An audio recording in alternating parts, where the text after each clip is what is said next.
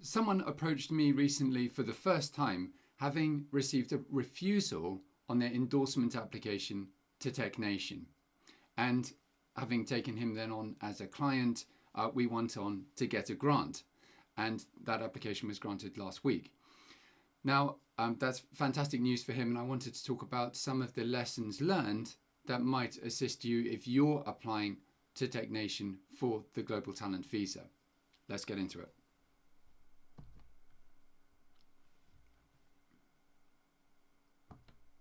So the first point is having a compelling reason to come to the UK. And I've put here that there's two options. Of course, there are many options, but what you really want to avoid is platitudes about why the UK is a great place, and so on. What I would do is be super focused.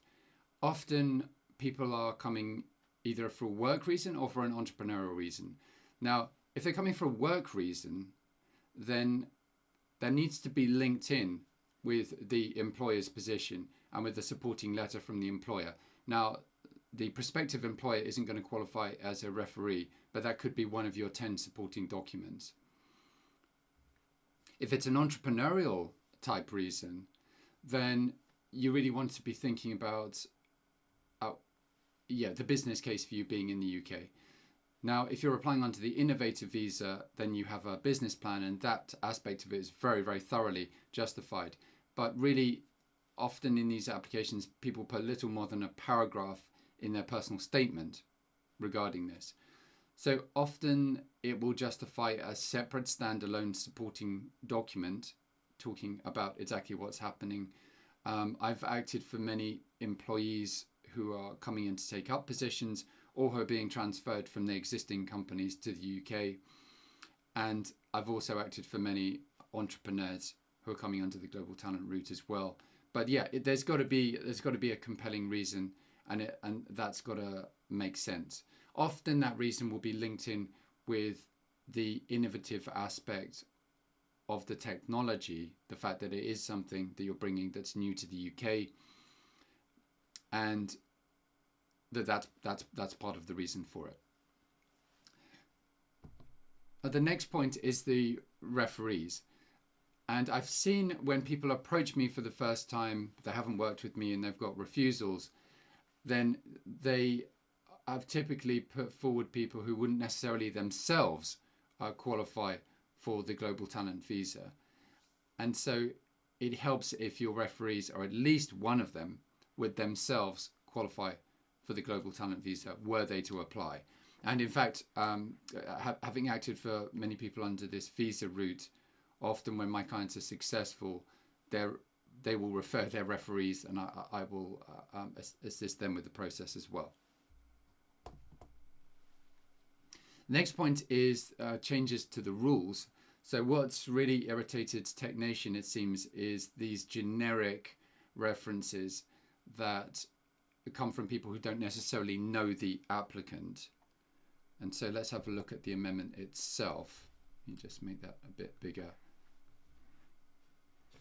So you can see here it says the evidential requirements for digital technology applications, and this is from the last statement of changes to the immigration rules, are being amended to require applicants to provide letters of support from individuals who have detailed knowledge of the applicant's work over a period of at least 12 months. So that's the key phrase, detailed knowledge of the applicant's work over a period of at least 12 months.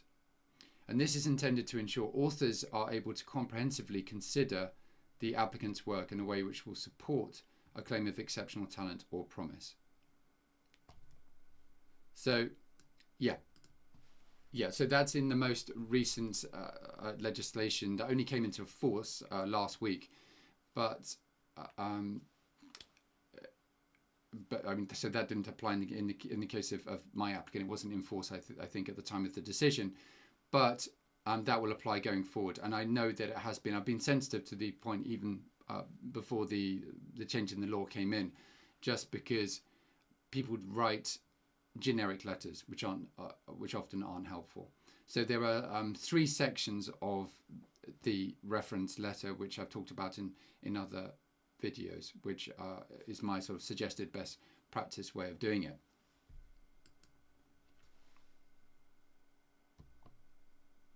Yeah, and then the last one is just personal statements being weak. You're only allowed 1,000 words, so that's roughly 2 pages. And the personal statements are often a bit problematic. They lack structure. They overlap with some of the points in the supporting documents. I've made some suggestions in previous videos about how you can go about structuring personal statements and how you link them in with the supporting documents. But the personal statement clearly is going to be at the heart of the matter, and strong points first always. So yeah, good to share with you that experience.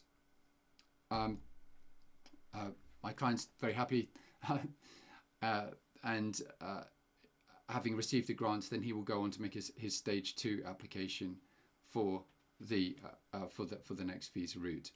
Now I've got another video coming up on this topic with Global Talent and co-founders under the Global Talent route. So look out for that, and bye for now.